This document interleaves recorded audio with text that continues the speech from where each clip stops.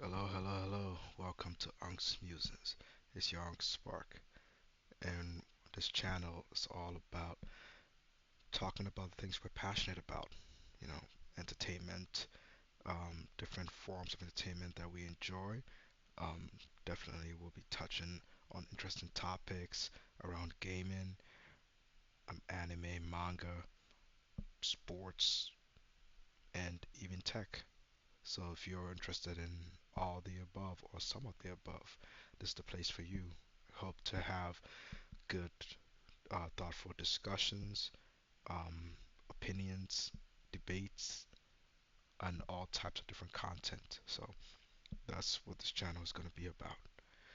So to start off, today I just wanted to muse a little bit, reminisce about something that we used to have in gaming that has kind of gone away, but may be coming back. And for those of you who have been gaming for a while, you ears might perk up when I mention the words E3. Um, there might be some younger kids who have never, um, heard about it, but there used to be this event in the summer every year. They coined it the Super Bowl of gaming, or for those of you that don't play American football, the World Cup of gaming. Basically, we had this 1 week stretch where all the major gaming publishers and console owners, console manufacturers would come around and put out big presentations about, hey, here are some of the exciting upcoming games that are coming that year and in the future. And it was a centralized point of hype and excitement because everybody would come around, even if like you haven't paid attention to a lot of gaming news that year. You knew that hey, E3 is the one time where the gaming companies want to impress because a lot of press and news outlets, even those mainstream ones that are not covering gaming, would come to E3 and check out the announcements. So in a 3 day stretch, you would have like, let's say, um, EA do a presentation telling you about what the games they're bringing out. You would have, Microsoft present, hey, here's what we got coming. Here's what Sony would show. Here's what Nintendo would show. And it was pretty cool because it was a hub of gaming excitement and hype because the whole industry, no matter what platform you were on, would gather around and just come together and watch and discuss, and that buzz would be around. And I think we've kind of lost that now. We've lost that central hub, that buzz. Um, we used to have this event. We'd come together, would watch. I remember, when I used to really pay attention to E3, my younger days when I was, high school, college, in in the 2000s, I would be, you know, I'll get around with friends, family, my brothers, and we would watch the press conferences. We would watch the press conferences. We would watch the Microsoft press conference. We would watch the Sony one, the Nintendo one, and the other publishers.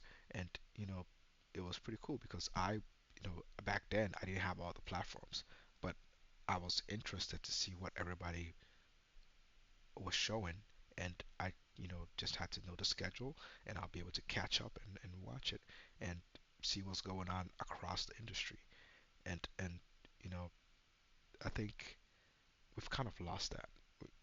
We now we have every publisher doing their own thing. They have different conferences all throughout the year, but the thing is, because it's like spread out through the year, they can't pack it full of exciting content. They have to divvy it up, and you have like different events, and the announcements end up being smaller scale.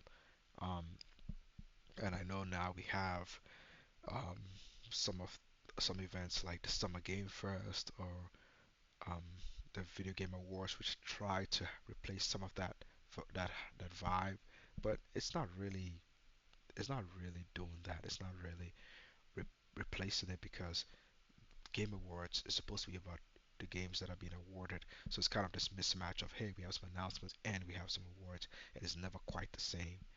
And also with those events, they're only limited to whatever the publishers want to give them, right? As opposed to if it's a publisher show, they have no restrictions; they can show whatever they want. And I think that definitely did take some of the hype, especially when E3 went away before COVID, and with COVID we went to these digital presentations, which can be cool, but they don't have the same hype factor. They don't have the same in-person crowd, central hub of 1 week where everything is being presented, create the maximum buzz. We haven't had that in a while, and that's one thing that as I look at this year, um, it looks like it might be coming back. Because the one thing about gaming that I think is getting screwed is if you listen to um, the talking points out there and look at the social feed buzz and take a look at things, a lot of people feel like gaming is in a bad place. The sentiment is that gaming is in a bad place, and I think part of it comes from the fact that we have the price increases due to the market conditions, the tariffs, the poor economic conditions, and people feel like they're being priced out of affordable gaming hardware. So that is definitely true. And some people also feel like gaming content from some of their favorite publishers have been, delayed or affected by either COVID or just poor schedule planning or just taking a long time to develop these games. And I think that is true. But if you look at just the quality of games we're getting, especially this generation of consoles and PCs, I don't think we've ever had a time where we've had the amount of quality content um, that we have. Like we used to have back in the 90s and 2000s, those quality games, but they would all be like, you know, all in the fall. You would have maybe three or four super 90, open credit rated games that are high quality, and they will all come out like let's say in the fall. But now we have games releasing all year round or various times from January all the way to December, and usually we have a lot of super high quality games. Like I feel like I can play 80 rated plus games all year round and not run out of games like new releases to play just on that. So the content is there. We're getting the games on whatever platform you are. Like if you're on PC, consoles, the content is there. I think what is the problem or what is the perceived issue for people is that there's no hype around the industry, and it's hard to be hyped and excited for new games and new content when we're inundated with quality content, but also we feel like the hardware side of the business is of the industry is having issues, and in game development, especially on the western side, is also going through a transition with layoffs and you know companies trying to make more profits and all that. That's part of it, but I think what would really go a long way is to have that centralized hub that we used to have of gaming hype news and announcements. I think getting that back would go a long way into bringing back some of the sentiment, bringing back some of the hypes and the excitement around the industry, and then you know obviously after that the we can hopefully fix some of the issues going on with development and cut down the layoffs and stabilize the businesses. And then eventually, when the memory storage crisis gets resolved, we can have pricing come down for the hardware to make it more affordable for the non upper middle class in the world. So I think those are some of the things that are kind of you know dragging down the perception or the feeling around the industry, and we need to I think definitely kind of separate the issues we're having right now with game development, budgets, job stability, hardware pricing from the actual quality content of the things we're here to play, which are the games, and that is there.